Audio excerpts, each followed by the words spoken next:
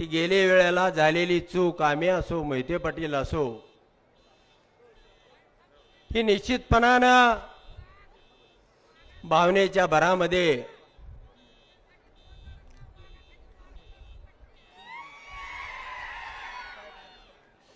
झालेली चूक होती आणि त्यानंतरच्या काळामध्ये मोहिते पाटलाप्रमाणे आमच्याही काय अपेक्षा होत्या राजकारणामध्ये आमच्याही तालुक्याला न्याय मिळावा त्याचा स्वाभिमान जागा व्हावा त्याच्याही विकासाची द्वारं पुन्हा खुली व्हावीत आमच्याही नेतृत्वाला गती यावी या भावनेनं उद्देशानं 1,16,000 एवढं मताधिक्य देऊन सुद्धा बीडचं पार्सल आणून आमच्या तालुक्यामध्ये ठेवलं आणि मित्रांनो आमचा दोघांचाही भ्रमनिरास झाला मी मात्र थेट पवार साहेबांचं पहाटे 3 वाजता घर गाठलं साहेब विश्वासघात झालेला आहे आणि मला तुम्हाला तिकीट द्यावं लागतंय मित्रांनो पुन्हा गाडी घसरली थोड्या फार मताने माझा पुन्हा पराभव झाला परंतु मी लढणारा कार्यकर्ता आहे मी काय निवडणुकीपुरतं काम करत नाही 24 तास मी सामान्य माणसासाठी जनतेसाठी धावून जाणारा संघर्ष करणारा कार्यकर्ता आहे कोरोनाचा काळ होता तुम्हाला 1-2 मिनिटांमध्ये उदाहरण सांगतो माणूस घरामधून बाहेर निघत नव्हता आणि मी साहेबांना सांगितलं की गोरगरीब जनता घरामध्ये तडफडते त्याला खायला डाळ नाही भात नाही त्याच्या घरामध्ये धान्य नाही आणि अशा परिस्थितीमध्ये साहेब मी धान्य बँक चालू करतोय एवढा शब्द साहेबांच्या कानामध्ये पडल्यानंतर साहेबांनी दुसऱ्या दिवशी सांगितलं मी उद्याच येतो त्या धान्य बँकेचं आपण उद्घाटन करूया आणि मित्रांनो सुप्रियाताईंच्या कानावरती ही गोष्ट गेली महाभयानक तो कोरोनाचा काळ होता साहेबांना तुम्हीच फोन करून सांगा ते कुणाचंही ऐकत नाहीत त्यांचं वय आता या कोरोना सोसण्यासारखं नाही परंतु पवार साहेब थांबले नाहीत मित्रांनो त्यांनी थेट वेळापूर गाठलं आणि त्या धान्य बँकेचं उद्घाटन केलं पुन्हा 15 दिवसानंतर मी दुसऱ्या एका कामाने चर्चा करण्यासाठी गेलो होतो आणि साहेब मला म्हणले 26 तारखेला तुम्ही दिल्लीमध्ये या आपल्याला थोडी चर्चा करायची आहे साहेबांना मी सांगितलं 26 तारखेला माझ्या मुलाचं साहेब लग्न आहे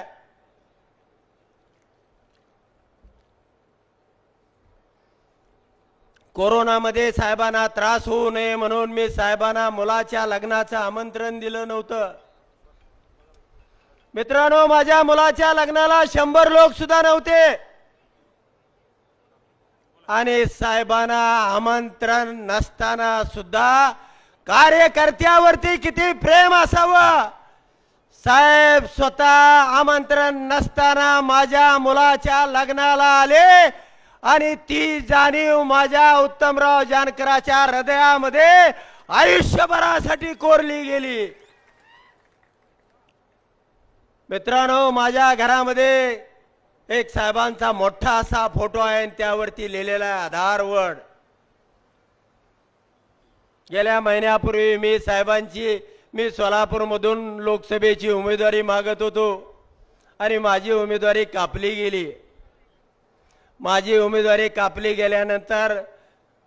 2 काळूबाळू आले आणि म्हणले तुमच्या घरातला साहेबांचा फोटो काढला नाही त्यामुळे तुमची उमेदवारी कापली गेली मित्रांनो माझ्या घरातला फोटो काढता येईल पण ह्या लाखो लोकांच्या हृदयामध्ये जे पवार साहेबांचं स्थान आहे अख्खा महाराष्ट्र आज पवार साहेबांच्या आधारानं लढायला उभा आहे. सगळं जग एका बाजूला आहे. घर सुद्धा फोडलेलं आहे, घरभेदी तयार केलेले आहेत. मी काल परवा संध्याकाळी मला वेळ मिळाला त्यावेळेला मी ती सर्वे बघत होतो. अजित पवार पक्षाला 5 पैकी 0-0 ती सर्वे तुम्ही पाहिले असेल. ABP, TV9, ND सर्वे करतात ना. यानी म्हणजे पाठीमागे एकदा मी एक मोबाईल घ्यायला गेलेलो होतो. जसं देवेंद्र फडणवीसनी एकनाथ शिंदे आणि अजितदादांना घेतलं ते मला उदाहरण आठवलं. 25 वर्षापूर्वी मी एक 300 रुपयाला चायनाचा मोबाईल घेतला आणि त्या मोबाईल दुकानदाराला मी विचारलं याची गॅरंटी काय, तर त्यांनी सांगितलं कि रात चांद तक नहीं लेकिन रात तक ये चलेगा. ये चायना का माल है. मित्रांनो, नेतृत्व हे नेतृत्वच असतं. कुणी फुटून गेला, कुणी सोडून गेला म्हणून तो नेता होतो ह्या भ्रमामध्ये कुणी राहायचे कारण नाही. आज जे गेलेले आहेत ते मी बरेच काल इंदापूरच्या, कळसच्या, बारामतीच्या सभेमध्ये सांगितलेला आहे. तो विषय मी काय या ठिकाणी घेणार नाही. तुम्हाला मी एवढ्यासाठी सांगण्यासाठी आलेलो आहे की गेल्या वेळेला मोहिते पाटील कुटुंबाने आम्ही एकत्र होतो त्यावेळी 1,16,000चं मताधिक्य दिलं होतं.